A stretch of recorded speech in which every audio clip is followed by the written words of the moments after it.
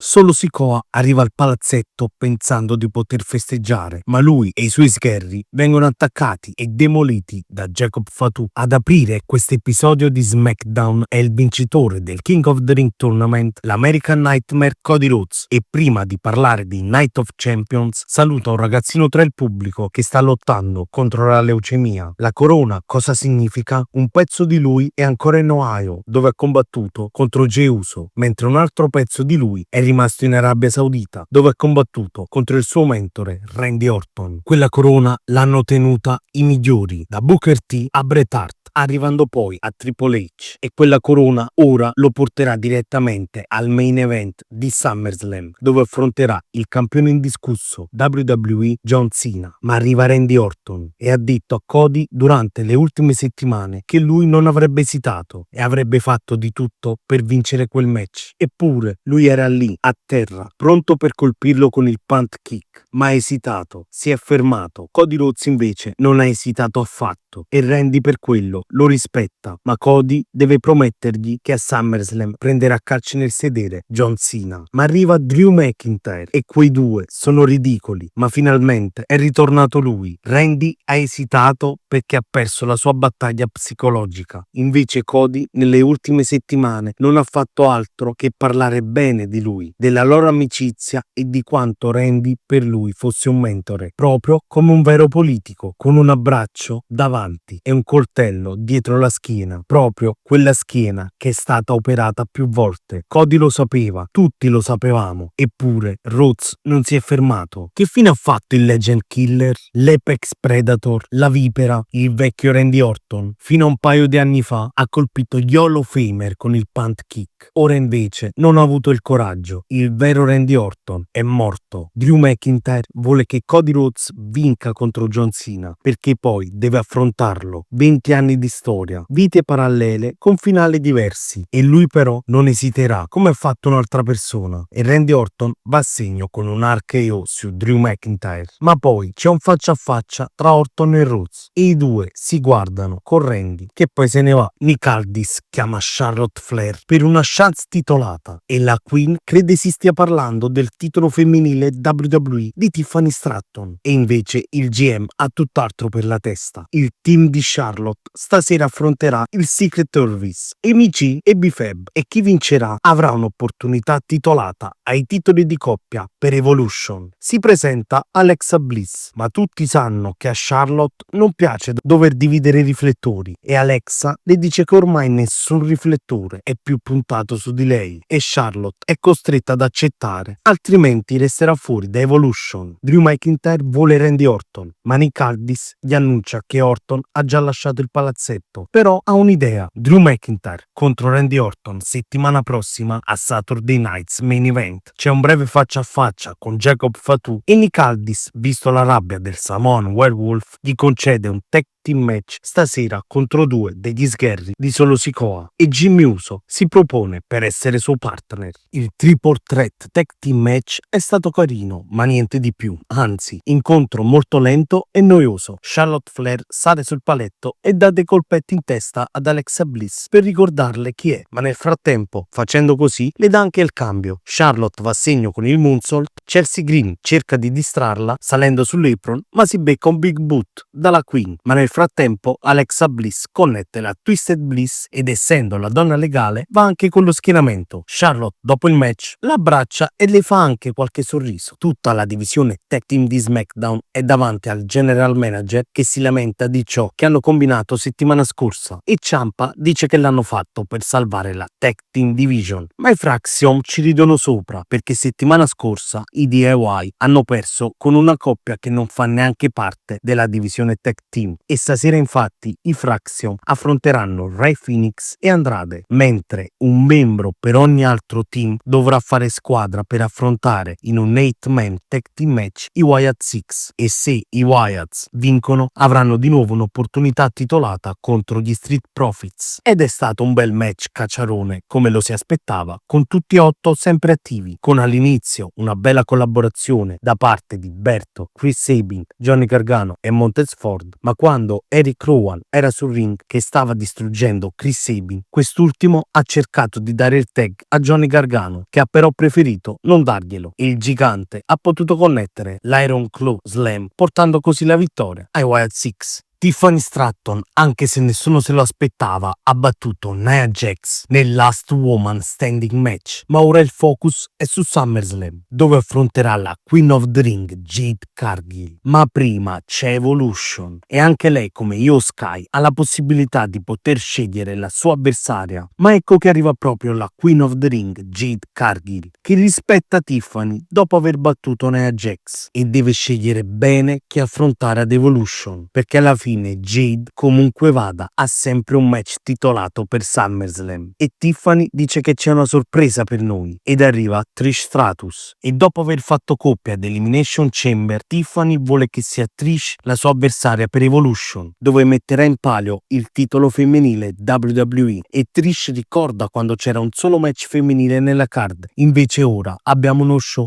dedicato interamente alle donne ed è stato bello poter lottare davanti ai suoi figli in Canada, ma i suoi figli non l'hanno mai vista con un titolo alla vita, anche se è stata campionessa per 7 volte, e Tiffany le dice che sarà facile visto che non stiamo più nell'Attitude Era, ma alla fine o Trish o Jade Cargill, Tiffany resterà sempre la campionessa. Beh ragazzi, io non lo so, abbiamo tutte quelle donne eppure dobbiamo richiamare Trish Stratus perché altrimenti Evolution non se lo caga nessuno. Ma allora cosa è cambiato dall'Attitude Era ad oggi? Prima c'era un solo match nella card, ora abbiamo uno show intero, però la gente comunque non è interessata. Vabbè, solo Sikoa fa gli auguri agli Stati Uniti e dà il benvenuto al nuovo membro della Bloodline, Tala Longa, e ora saranno più pericolosi che mai. Jade fa di nuovo i complimenti a Trish, ma viene attaccata da Naomi. Siamo arrivati all'altro match annunciato prima, il tag team match tra Andrade e Rey Fenix contro i Fraction, ed è stato un match abbastanza carino e spettacolare, ricco di voli, dove la coppia formata da Elidolo e Phoenix ha dimostrato di avere un'alchimia incredibile, ed infatti a vincere sono stati proprio loro, grazie alla The Message di Andrade. Come ho già detto settimana scorsa, spero veramente che questi due diventino campioni di coppia. Damien Priest incontra Aleister Black e non ha ancora dimenticato ciò che è successo settimana scorsa, e Black gli dice che la violenza si combatte con la violenza. Siamo arrivati al main event, il tag team match tra Jacob Fatu e Jimmy Uso contro Solo Sikoa e JC Mateo, ed è stato un match carino ma niente di più, vinto facilmente da Jacob Fatu, che ha connesso prima la sua DDT e poi il Mighty Moonsault su Solo Sikoa. Dopo il match il Samoan Werewolf ha appoggiato il campione degli Stati Uniti sul tavolo dei commentatori ed è salito sul paletto, ma è stato fermato da Tala Longa,